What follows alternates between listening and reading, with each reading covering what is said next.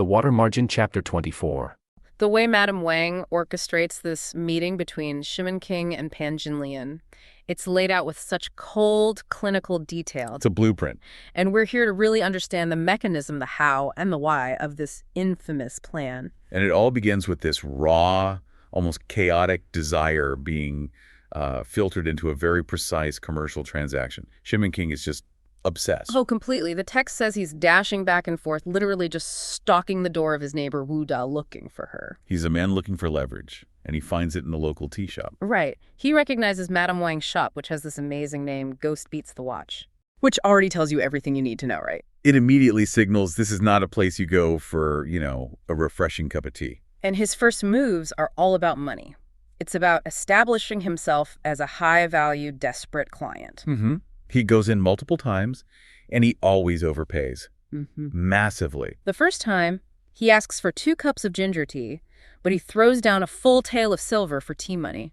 Then he comes back and does it again. It's just a gratuitous amount of money. It's the cost of entry into her world.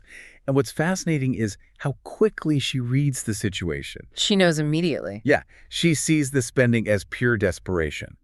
She thinks of him as the brush that will fail, meaning he's too invested and too rich to back out now. And you mentioned it before, but this place isn't actually a tea shop, is it? Not at all. I mean, the text tells us she hasn't sold a single cup of bubble tea in 3 years, which is just a fantastic detail. So the tea is pure cover. Her real income comes from what the source material calls miscellaneous income. And that miscellaneous income is why she's the perfect person for this job. She's a matchmaker, sure, but she's also a broker, a yappo. She holds the waist, speaks of romance. It's all very coded language. It is, but it all points to one thing. She's a professional pimp, a facilitator, a mapoliu. And she's on the case the second Shimin King admits he's obsessed, that Pan Jinlian has stolen his 3 souls and 7 spirits. Well, she doesn't even need him to admit it. She tells him straight up, observe the face and you will know. Her insight is just immediate. So her first move is to put a price on it, to commercialize that desperation. Yep, 10 taels of silver. And it's explicitly called his coffin money. This isn't just a casual favor. This is a major financial commitment to a very high-risk venture. So we have the architect, the obsessed client, and the fee. Now we get to the core framework, the famous 5 prerequisites. Right. She tells him that this kind of thing, what he wants to do, is one of the hardest things to achieve, and she needs to make sure he's even a suitable candidate. So she gives him this mnemonic: pan, donkey, deng, small, idle. It's like a checklist. It is. It's a series of mandatory checks for his capability and his commitment, and they're all rooted in these specific cultural touchstones of the time. And he has to go through it right there in the shop. He's basically interviewing for the job of seducer. So let's start with the first 3, the external qualities. Okay, so first is Pan, as in Pan An's looks. Pan An was, the historical benchmark for male beauty in China. It's a ridiculously high bar. And what does Shimin King say? He admits he's not that handsome, but he says he passes muster. He's good enough, okay. Then comes the second one, the donkey, which is a very crude reference to a large tool. Right. And he brags a little here, doesn't he? He says he had a big tortoise when he was young. It's a moment of crude humor to confirm a key metric. Precisely. And the third is deng.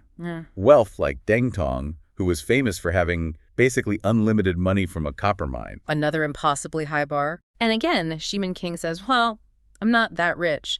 But he assures her he has plenty of money to spend. So these aren't just fantasy requirements. She's using these famous names to gauge his actual social standing and, more importantly, his ability to fund the whole thing. Exactly. But the next 2 are about his behavior, his temperament. Which might be even more important. Maybe. 4th is small, patience, like a needle hidden in cotton. Can he control his temper? And his answer is pretty extreme. It is. He brags that she could beat him 400 times and he wouldn't even fight back. An exaggerated promise of total submission to the plan. And the last one is idle.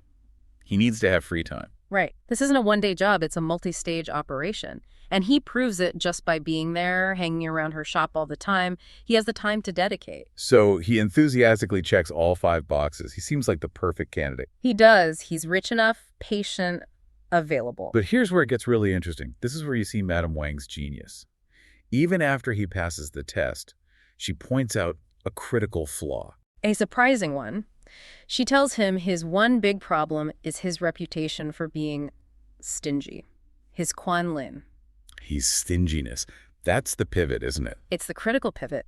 She tells him that these plans often fail at the last minute because the man gets cheap. He has to agree to spend money freely, without question. So the initial 10 tails, that's just the beginning. That's the operational budget. He has to keep funding every single stage. Exactly. It reinforces the commercial nature of their deal. He's buying her strategy, and he has to agree to her expense account.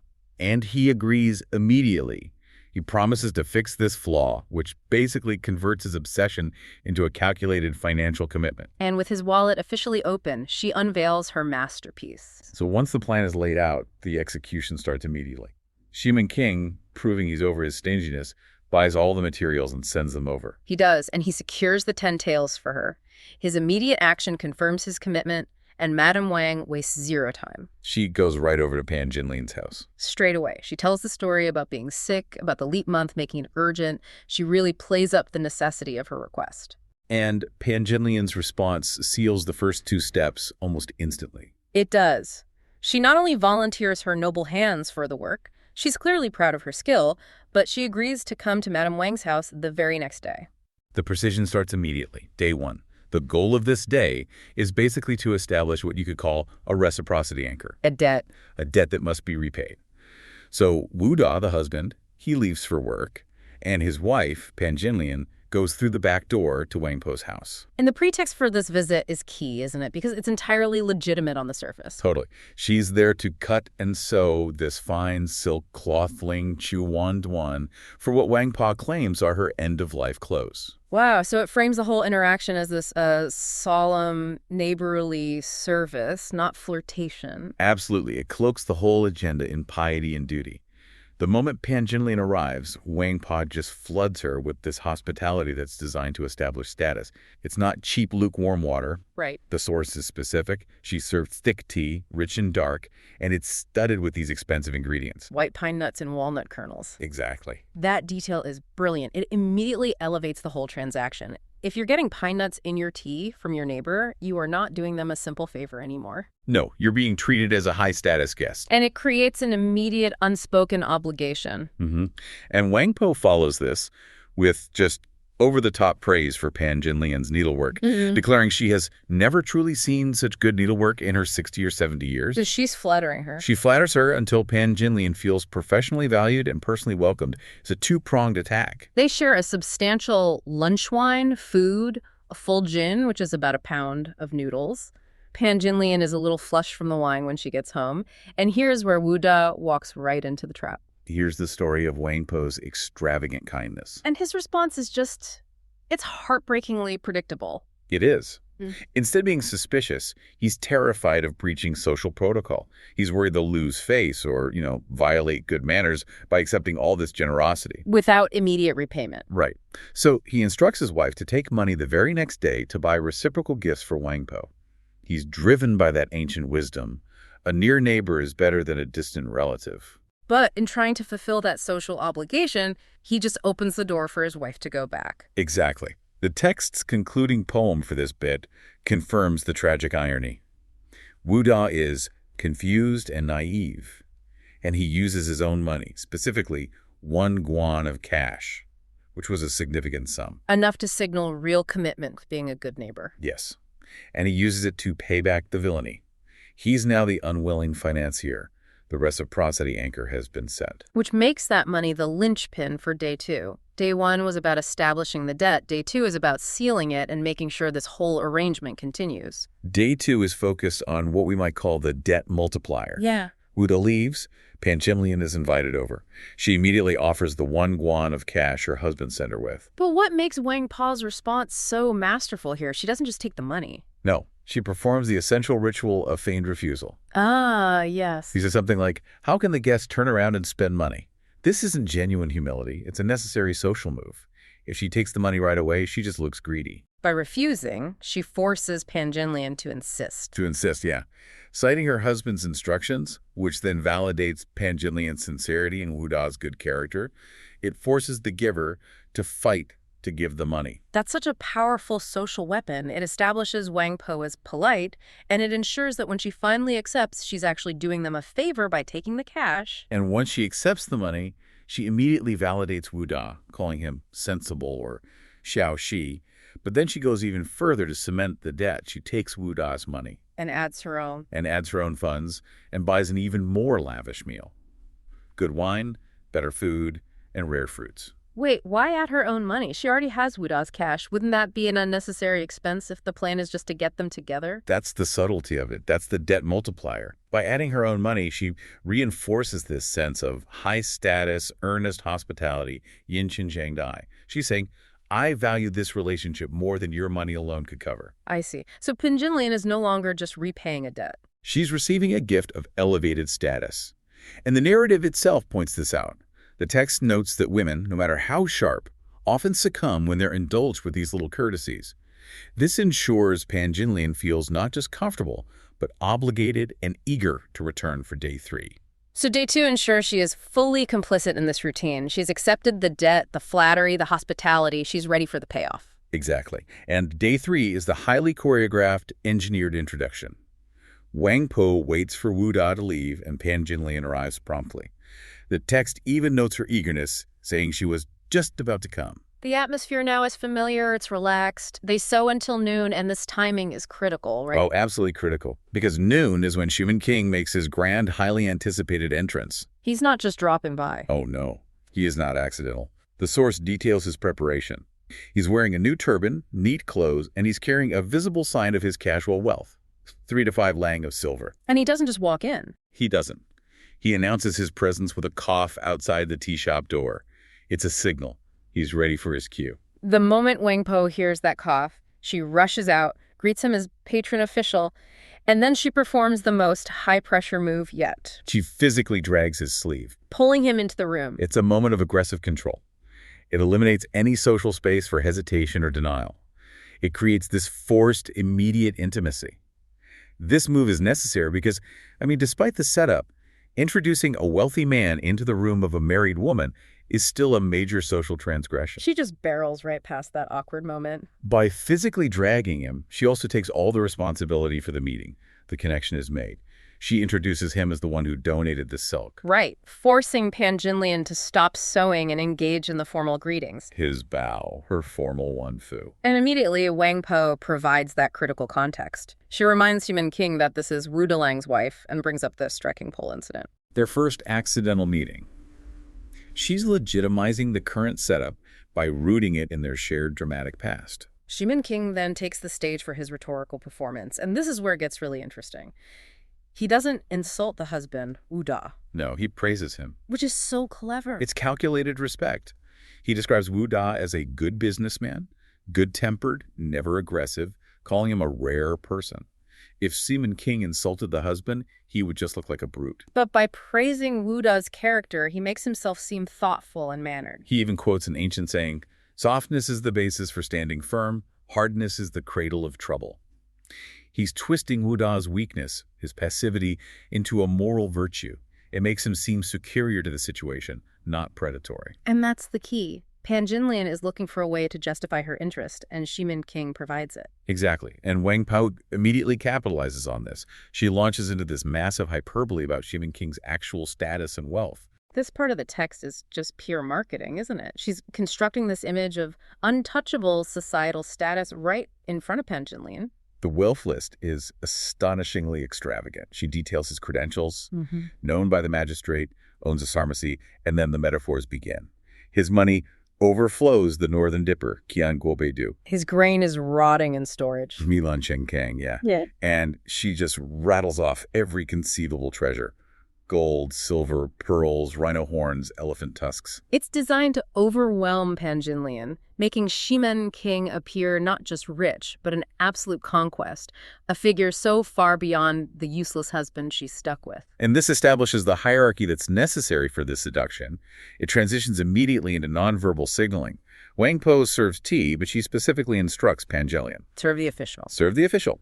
After the tea, the barrier is broken. The source confirms they exchange glances, showing mutual affection. And then Wang Po gives a physical cue. She rubs her own face. Which Xi King interprets. He knows he's achieved 5-part success. She is signaling the progress of the seduction like a referee in a match. The flattery and the nonverbal cues confirm the attraction is now undeniable, so the final moves are just about collapsing that last bit of physical and social distance. Right. So Wang Po suggests Seaman King should be the host and wet the hands of Pan Jinlian to reward her for her hard work. On the supposed funeral clothes? Right. Seaman King readily provides the silver. But here, this is the critical psychological detail that reveals Pan Jinlian's own internal conflict. When the reward is offered, she gives a verbal refusal. No need to bother. No need to bother. The expected, socially proper denial. And the text immediately notes that she does not move from her seat. And that's it. Her physical inaction completely overrides her verbal protest. This confirms the mutual intention. She is maintaining a facade of propriety while physically signaling her desire to stay. The text observes they are now due to destiny and have intentions. It's no longer just Wang Pao's plan anymore. Pan Jinlian has actively consented through silence and inaction. Seaman King stares at her. She secretly steals glances. Tu Swan finds him handsome and confirms her desire has now reached 5 to 7 parts. The flirtation has fully escalated into mutual, recognized desire.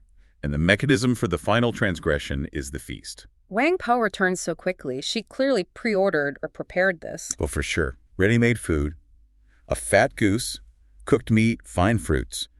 She sets the table, insisting Pan Jinlian stop sewing because the meal is specifically to wet her hands. The sewing, the original reason for all of this, is abandoned. It's gone. The three of them sit down to drink together, and this leads directly to the text's strong moral summation. The narrative gives us 2 concluding poems as a warning to the reader. The first one warns that men and women shouldn't feast together because selling charm invites adultery, and at this point, the dog is now at the fence. They're in proximity, the barrier is down. The second poem is even starker, linking wine and lust, saying that eating and drinking create affinity. The key phrase is that by sitting together, they have created a scenario where opening the fence will allow the dog to sleep. So the polite gathering is now explicitly the mechanism for sexual transgression. The initial accidental meeting between them was just a spark, but it took 3 full days of deliberate, structured effort by Wang Po, leveraging social etiquette and financial coercion to turn that spark into a successful conspiracy. In this society, a woman like Wu Delang's wife couldn't just meet a man like Seaman King. There's no pretext. So Wang Po provides it. She provides it. On the surface, the woman is just there for some needlework. But Wang Po's real skill is reading people, seeing an opportunity, and most importantly, figuring out how to monetize it. So here's where the calculation starts. The initial dialogue, it feels like small talk, but it's more like a negotiation. It is a contract negotiation, totally. Seaman King asks her age. She's 23, he's 5 years older, just establishing the basics. And then Wang Po just jumps in with this over-the-top flattery. She claims the woman is not only great at needlework, but also knows the Zuzi Baijia, all the schools of thought. Yeah, which is just absurd. Wait a minute, right. She's married to this low-status guy. She's doing needlework in a tea house. Why make such an intellectual compliment? Well, it does a couple of things. First, it flatters the woman. It elevates her in front of this rich guy. But second, and this is important, it gives Seaman King a justification for his interest. I see. So he's not just chasing a pretty face. Exactly. From a literary point of view, he's pursuing a woman of supposed culture and intelligence. It's a way of masking raw desire with something that sounds a bit more respectable. Okay, so once that's established, Seaman King immediately switches gears to what I'd call the pity play. The pity play, yeah. He starts lamenting his own misfortune, talking about how his wife died 3 years ago. Yeah.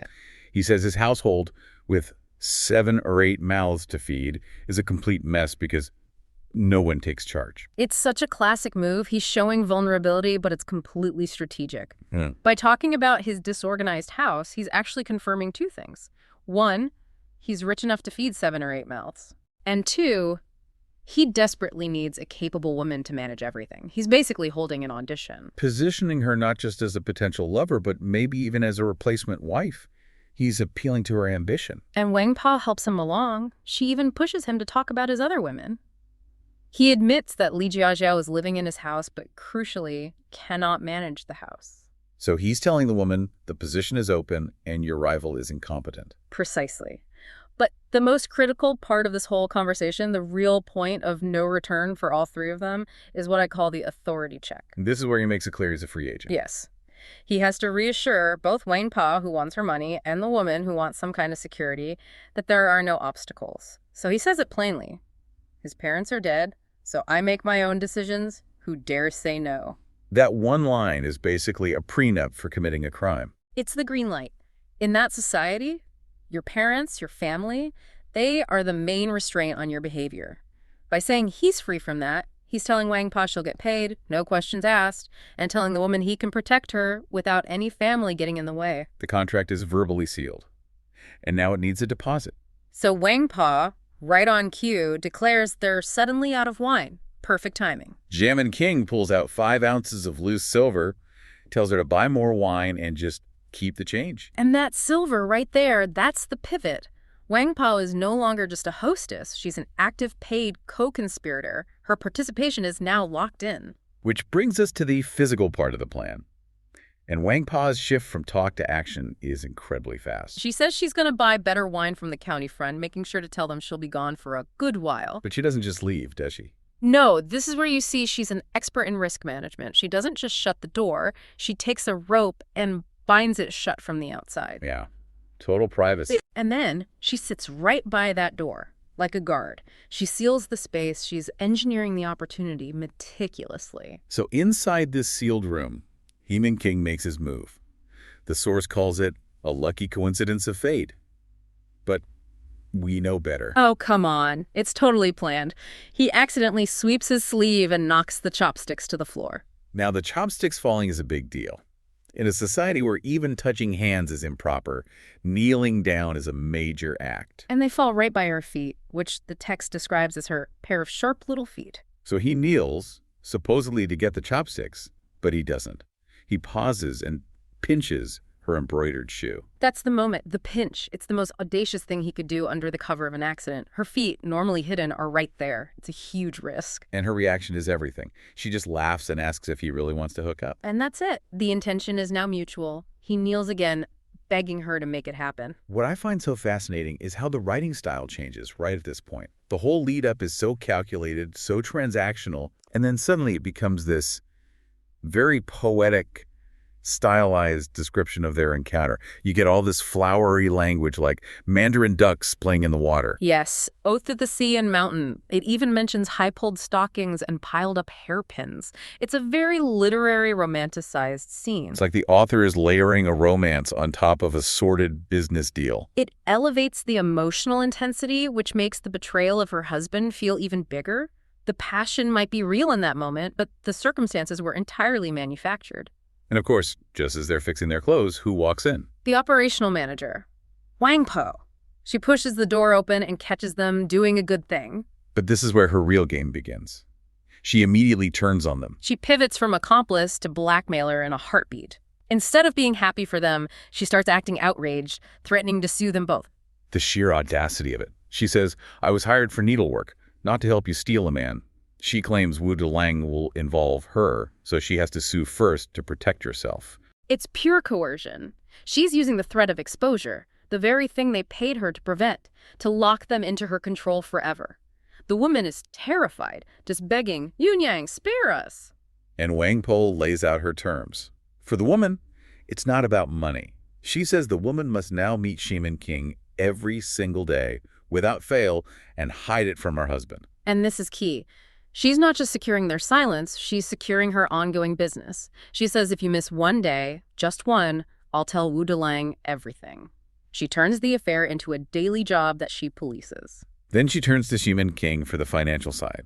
She reminds him that 10-part good deed is complete, so it's time to pay up. That phrase, 10-part good deed, is so cynical. She sees this whole thing as a complex project with multiple phases, and now that it's done, she wants her final payment. Jimin King promises to send an ingot of silver right away. But Wang Pa's farewell line to him just says everything about her. It is chilling. Don't make me collect the money for the morning singers after the coffin is out.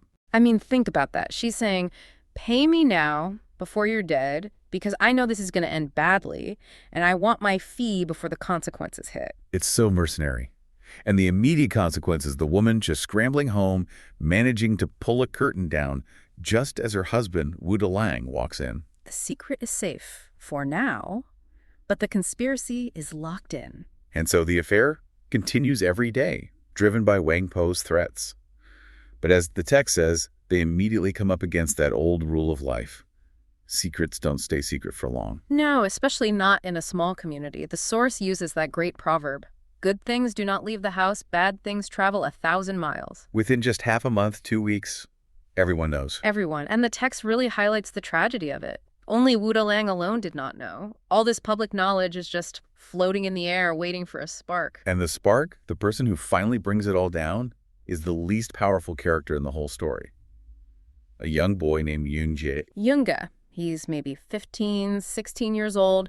He sells snow pears to support his elderly father, and he kind of relies on Shimin King for handouts. A few coins here and there. He's just trying to survive. And the meddlesome people on the street, the gossip mill, they tell him exactly where to find the big official. At Wang Pa's tea house with Wu Lang's wife. So Yunge, motivated purely by hunger, goes right to the heart of the conspiracy. Wang Pa sees him coming and tries to block him, of course. She calls him a little monkey and says Shimin King isn't there. But Yunge knows he's desperate, and he doesn't just ask for money, he makes this veiled threat. He says, don't eat alone, share some gravy with me. Share some gravy. He knows she's running a profitable scheme. He knows, and he's demanding a cut. That's what pushes Wang Pa over the edge. She realizes her entire, carefully constructed operation is about to be ruined by a hungry teenager. So the insults start flying. She calls him a thieving monkey. And Yunge hits back with the worst thing he could possibly call her, a ma bo liu. Explain that. What does that mean? Well, it means matchmaker. But in this context, it means procurer. A pimp, basically. It's not just an insult. He is publicly stating her crime. He's exposing the very transaction she's worked so hard to hide. So she just loses it. Completely. She physically attacks him, hitting him on the head, slapping him, chasing him down the street. She knocks over his basket. His snow pears spill everywhere. It's such a painful image.